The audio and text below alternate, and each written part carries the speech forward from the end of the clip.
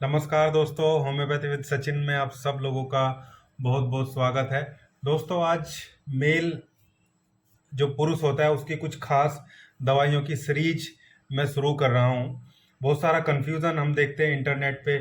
Combination है, कुछ combination की मेडिसिन मैंने भी डाली थी, लेकिन उसमें देखते हैं कुछ लोग केवल कॉम्बिनेशन के बेस पे अपने को ठीक करना चाहते हैं, और कई बार कोई कॉम्बिनेशन किसी पे कम काम करता है, किसी पे ज़्यादा, किसी पे नहीं भी करता है। होम्योपैथी में कॉन्स्टिट्यूशनल रेमेडी, कॉन्स्टिट्यूशनल मेडिसिन लेने की बहुत ज़्यादा ज़रूरत पड़ती है। तो आज मैं एक ऐसी सीरीज शुरू कर रहा हूँ जिसमें कुछ जो बहुत इंपॉर्टेंट पुरुष की दवाइयाँ हैं, एक मेल पेशेंट को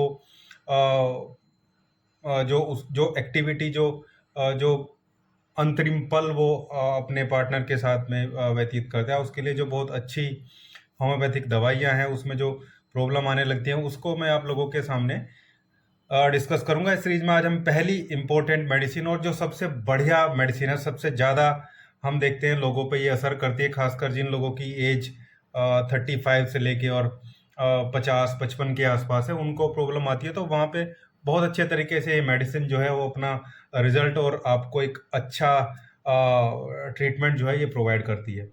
मेडिसिन का नाम है कैलेडियम। बहुत बार आपने सुना होगा इस दवाई को, कैलेडियम के बारे में अलग अलग वीडियो में, अलग अलग जगह, अलग अलग फोरम पे आपने कैलेडियम का डिस्कशन देखा होगा। लेकिन एक्चुअल में किस बेस पे कैलेडियम को हमें सेलेक्ट करना चाहिए, और किस बेस पे कैलेडियम बहुत इफेक्टिवली काम करेगी, या किस पर्टिकुलर सिम्टम, किस पर्टिकुलर सिचुएशन में हमें कैलेडियम को लेना है, वो मैं डिस्कस कर रहा हूँ। और कॉन्स्टिट्यूशनल बेस पे ही इसका सिलेक्शन हमें करना चाहिए।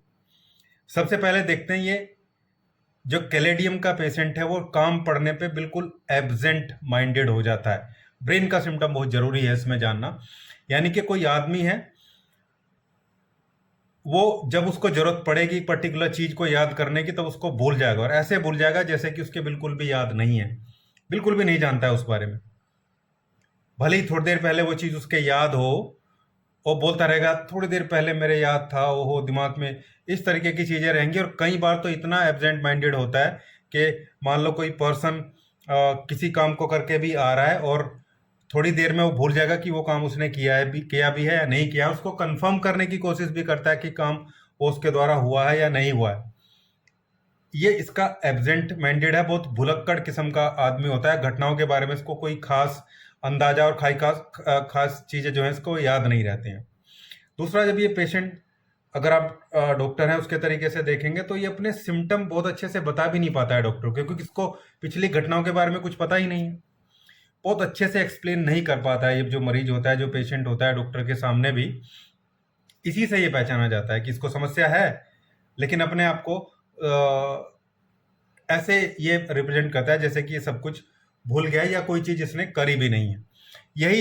यही सेम इसके साथ होता है जब ये इसको सेक्सुअल एक्ट में परफॉर्म करने की रिक्वायरमेंट होती है, जब उसको परफॉर्म करना होता है।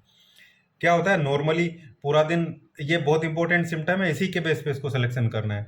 पूरा दिन वो वल्गैरिटी में रहेगा, इधर उधर की चीजें देखेगा, अपने वर्क प्लेस पे या कहीं भी स्कूल में, गली में फीमेल को देखेगा, उसके मन में विचार भी आएंगे, और इरेक्शन भी होगा, इसके प्राइवेट पार्ट में तनाव भी आएगा। लेकिन जब परफॉर्म करने का नंबर आएगा, जब ये बिस्तर पे अपने पार्टनर या पत्नी के साथ वहां पे रहेगा, उस पर्टिकुलर सिचुएशन में इसकी जो ये पोटेंसी है ये बिल्कुल साथ छोड़ देती है। बिल्कुल रिलैक्स्ड इसको फील होता है, कोई सेंसेशन नहीं, कोई इच्छा नहीं, कोई तनाव नहीं। लेकिन दिन भर रहेगा, दिन भर ये कहीं रास्ते में खड़ा है, कहीं बैठा है, और कोई फीमेल इसको दिख रही है, कोई लेडीज इधर उधर जाती, तो उसके लिए इसके दिमाग में बहुत वल्गर, अजीब से टाइप के विचार, जो भी वल्गैरिटी चीज़ें होती हैं वो सब आएगी। लेकिन जब एक्चुअल में परफॉर्म करने का टाइम होगा, जब बिल्कुल रिलैक्स कंडीशन इस पेशेंट की हो जाती है। दूसरा, अगर कभी थोड़ा बहुत इरेक्शन होता है इसको, तो एमिशन भी नहीं होता है, इसका जो सीमन है वो डिस्चार्ज भी नहीं होता है, एक्साइटमेंट बिल्कुल जीरो रहता है, ऑर्गेनिज्म नहीं आता। ऐसा पेशेंट बोलेगा कि उसको कोई भी आनंद नहीं है, उसको जो इंटरिम पल वो व्यतीत करता है उसमें कोई उसको जो आनंद है वो नहीं आ रहा है। ये वाली स्थिति भी पेशेंट की बनती है। दूसरा, ये स्मोकर भी होता है। ऐसे स्मोकर पेशेंट को भी बहुत सारी प्रॉब्लम होती है। तो अगर कोई सिगरेट या ये सब पीने की वजह से ये सारी प्रॉब्लम है और हेडेक भी रहने लगता है उसको। तो ये स्थिति इसके लिए कैलेडियम बहुत अच्छी दवाई है। कैसे लेनी है, किस तरीके से लेनी है, वो बताऊंगा आपको भी। वीडियो में बने रहे, वीडियो को अंत तक देखें। आप लोग चैनल पे नए हैं और अभी तक आप लोगों ने चैनल को सब्सक्राइब नहीं किया है तो एक बार चैनल को सब्सक्राइब जरूर करिएगा। और ये पूरी सीरीज में 4-5 मेडिसिन चलेगी, एक के बाद एक धीरे धीरे करके ये मेडिसिन आएगी और सिम्टोमेटिकली बेस पे आपको इनको सिलेक्शन करना है। जैसे कैलेडियम का भी सिलेक्शन मैंने आपको बताया, रिलैक्स और प्राइवेट पार्ट, नो और desire, no emission at the time of performance, जब उसको रिक्वायरमेंट है। अदरवाइज तो रहेगा, हो सकता है रात को इरेक्शन भी हो और कई बार जो है नाइट फॉल भी ऐसे पेशेंट को हो जाता है, क्योंकि विदाउट परफॉर्मेंस इसको इरेक्शन भी है और थॉट भी इसके दिमाग में आते हैं, उसके अलावा इसको इस टाइप के थॉट नहीं आते हैं।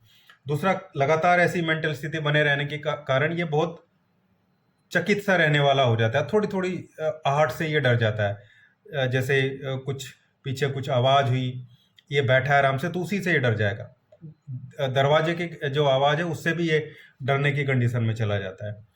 एक और तरीके से कैलेडियम के पेशेंट को पहचाना जा सकता है। मान लो 4-5 लोग बैठे हैं, गर्मी का मौसम है, 4-5 लोगों को पसीना आ रहा है, तो कैलेडियम के पेशेंट पे स्पेसिफिकली जो फ्लाइज हैं, जो मक्खी हैं, वो अट्रैक्ट होंगी।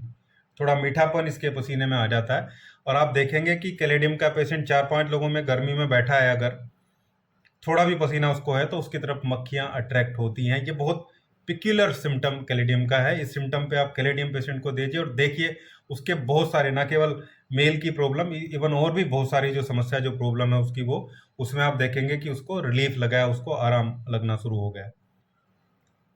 स्पेसिफिक ये सिम्टम है, वो डरेगा, छोटी छोटी आहट से डरेगा, उसके पसीने पे मक्खियां आएंगी और भूल जाएगा चीज़ों को, जो भी हुआ है वो एकदम भुलक्कड़पन वाली स्थिति उसकी रहती है। और भुलक्कड़पन भी वैसा ही है, उसको थोड़ी देर पहले सब कुछ याद है। जैसे मान लो दिन में जब उसको काम कर रहा है, उसको चीज़ों की रिक्वायरमेंट है याद करने की, चीज़ों को संभालने की, तो उसको कुछ याद नहीं आएगा क्योंकि उस टाइम उसको ज़रूरत है उन चीज़ों की। लेकिन जैसे ही रात को बिस्तर पे सोने के लिए जाएगा, जब उसको उन किसी चीज़ों की ज़रूरत नहीं है, वो सारी चीज़ें उसको याद आनी शुरू हो जाएंगी, सब चीज़ें याद आ जाएंगी। यही सेम स्थिति इसके सेक्सुअल एक्ट को परफॉर्म करने में। जब कोई ज़रूरत नहीं है तो सब कुछ है, इरेक्शन है, एमिशन है, एक्साइटमेंट है, थॉट है, और जब जरूरत नहीं है तो कुछ नहीं है, जब जरूरत है तो कुछ नहीं है। एक दो और बहुत पेक्यूलर, बहुत इंपॉर्टेंट सिम्टम आपको बताता हूँ कैलेडियम के। एक, इसको फ्यूचरिस्टिक बहुत है, फ्यूचर की चिंता बहुत ज़्यादा रहती है, भविष्य में ये करना है, ये भी करना है, वो भी करना है, अभी इतना कुछ भी नहीं हुआ है, अभी ये भी नहीं हुआ है, ये चिंता इसको लगातार सताती रहेगी। दूसरा, एक और देखेंगे पेशेंट को कि इसको अपने चेहरे पे कुछ लगता है, जैसे मकड़ी का जाला है, कुछ चल रहा है चेहरे पे, कुछ रेंग रहा है, ऐसी सेंसेशन इसको फील होती है। बार बार चेहरे को साफ करेगा, रुमाल से साफ करेगा, देखेगा कुछ चल रही है, चींटी या कुछ जाला, जैसे जाले में, मकड़ी के जाले में फंस जाता है चेहरा, उस तरीके की चीज़ें ये पेशेंट आपको बताएगा। इन पेक्युलर सिम्टम के बेस पे आपको कैलेडियम लेना है। और कैलेडियम अगर जैसे किसी को इनवॉलंटरी सीमेन है या स्वपन दोष की समस्या है तो उसको 30 पोटेंसी में मोस्टली देना चाहिए। कैलेडियम 30 पोटेंसी सुबह शाम कुछ दिन तक लेंगे तो समस्या ठीक हो जाती है। लेकिन अगर इम्पोर्टेंसी वाली कंडीशन है और इम्पोर्टेंसी वाली सिचुएशन है तो उसको 200 पोटेंसी में लेना चाहिए। कैलेडियम 200 पोटेंसी की 2 बूंदे दिन में एक बार जीप पे कुछ दिन तक लीजिए, चीज़ें इंप्रूवमेंट होने लगती हैं कुछ दिन में ही, 5 से 6 दिन में, एक वीक में ही चीज़ें इंप्रूवमेंट हो जाती है। उसके बाद कैलेडियम 1000 लेना है, कैलेडियम 1000। लेकिन कैलेडियम 1000 को केवल सप्ताह में एक बार हम लेंगे, अगले 3-4 सप्ताह तक। ऐसे आप देखेंगे पहले एक वीक में कैलेडियम 200 को 5 से 6 जो डोज हैं हम लेंगे। उसके बाद फिर अगले वीक से कैलेडियम 1000 को वीकली हम स्टार्ट करेंगे और 1 महीने में 4 डोज इसकी लेंगे। इतना भर करने से ये सारे सिम्टम डिसअपियर हो जाएंगे और पेशेंट में, मेल पेशेंट में खासकर एक नई ऊर्जा, नई स्फूर्ति, नया जोश, और उसको जो सेंसेशन की कमी है, जो इरेक्शन की कमी है, जो इच्छा, जोश, स्टेमिना की कमी हो, सब इम्प्रूव होने लगेंगी।